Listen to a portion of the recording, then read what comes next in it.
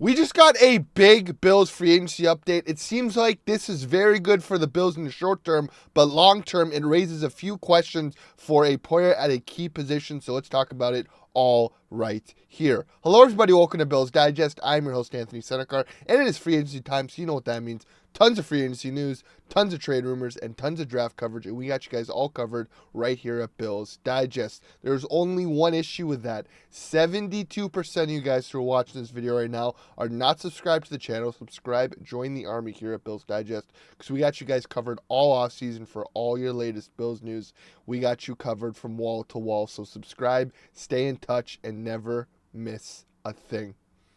And like I said, guys, we just got a big free agency update. It seems like the Bills created a little bit extra cap space of the casualty of a former All-Pro linebacker, that of Matt Milano. In the short term, it creates cap space, but long term, it raises a question of what happens to Matt Milano after this year.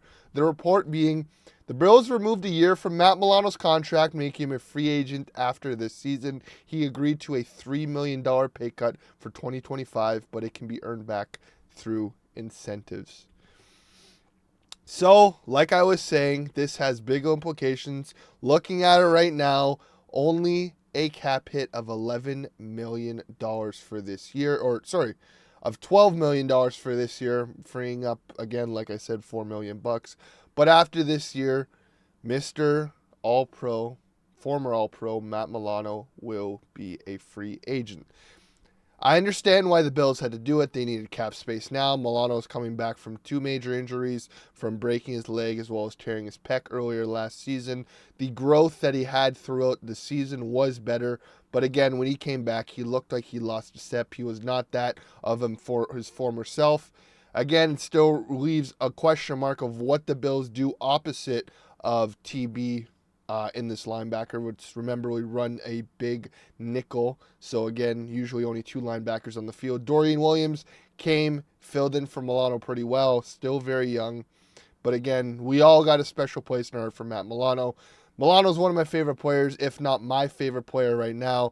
So again, let's hope he balls out this year, because I do not want to see him go next season. But there is positives to this, obviously the cap space, but I also see where the Bills are thinking. Just looking at Milano's stats for this past season, he did come back against San Francisco and finish the game in Kansas City. So again, not a lot to look at. His PFF grade does not look good. Let's take consideration, he didn't play football in over a year and a half. He was supposed to come back early in the season, tore his pec in training camp, did not come back till later in the season against San Francisco in that snow globe game. Finishes off the season with 11 tackles, 0 sacks, 6 assisted tackles, and 0 forced fumbles.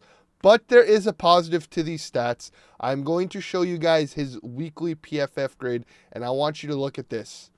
San Fran, Rams game, Lions game. That San Fran game, first game back in over 2 years. The guy's going to be a little sluggish. It's a snow globe game. Understandable. Rams game, high-power Rams offense. You got Puka Nacua, you got Cooper Kupp, you got Kyron Williams, you got Matt Stafford, you got the crazy Sean McVay offense. A lot of moving parts. The game's coming fast. There's going to be bullets thrown at you. Milano, understandably, still trying to get his feet under him. Does not play the best. After that, there's a minor step up to that Detroit Lions game where he played a lot better, was not talked about during the game, and was still a few steps behind, still played very good. Misses the next week, comes back against the Jets, tears it up, looks like his former self. Misses the game, the final game of the season. Again, Patriots game, everybody's resting. Comes back in that Broncos game, looks like the old Matt Milano. His feet are back under him. He's getting to the ball quickly. He's sniffing out the running back holes and getting there, and he is playing very good. Against the Ravens, still, again, a very good game. Was still there, looked very good, had a few splash plays, and again, looked like the former self of Matt Milano. Had a very much 2 big plays on Mark Andrews.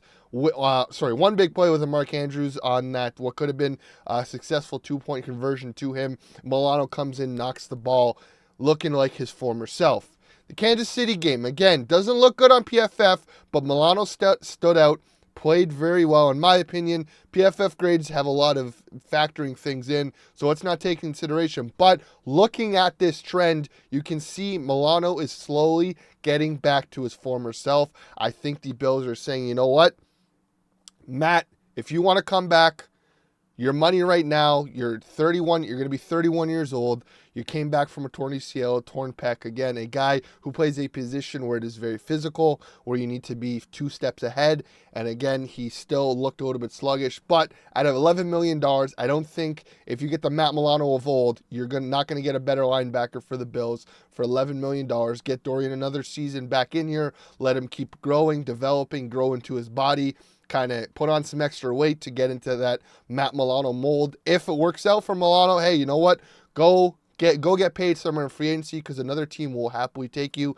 And hey, if you want to come back to Buffalo, you can still come back, take a hometown discount, and run it back. It all depends, again, if the Bills, A, win the coveted trophy, and B, if Milano plays to a Pro Bowl level or an All-Pro level, or again, if he doesn't, still bring him in, have him in coming for next year for a cheap contract, let him keep on stacking it up, go rotate between him and Dorian, kind of just make it work out. So the Bills are taking a gamble or a positive approach to it and taking a gamble where the floor is very high, but the ceiling is even higher. Because listen, if the floor of Matt Milano next season is that of the final few games that I showed in that PFF grade, then that is still a very good starting middle linebacker or outside linebacker to put beside Terrell Bernard. He understands the system. He calls plays and everything. TB is still only 25 years old, still growing into his body, still growing into the game, where you got Milano. If he goes to that level that he was at those last few weeks in the season, that is still a very good linebacker for $11 million.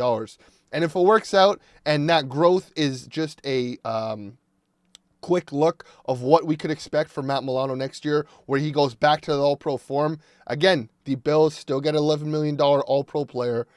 It works out for Milano because he bets on himself. He can go get paid in free agency next year. He'll only be 32 years old. And again, let's look at the likes of Bobby Wagner, guys who are on the older side of 30 who are still getting paid and still getting contracts from other teams.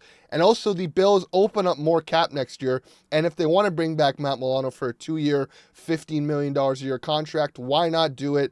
He has a family in Buffalo, has a house in Buffalo, has a history with the Bills, was drafted by the Bills, one of the cornerstone pieces of that first generation of Sean McDermott Bills defense, a guy that Sean McDermott built the defense around opposite of that of Tremaine Edmonds.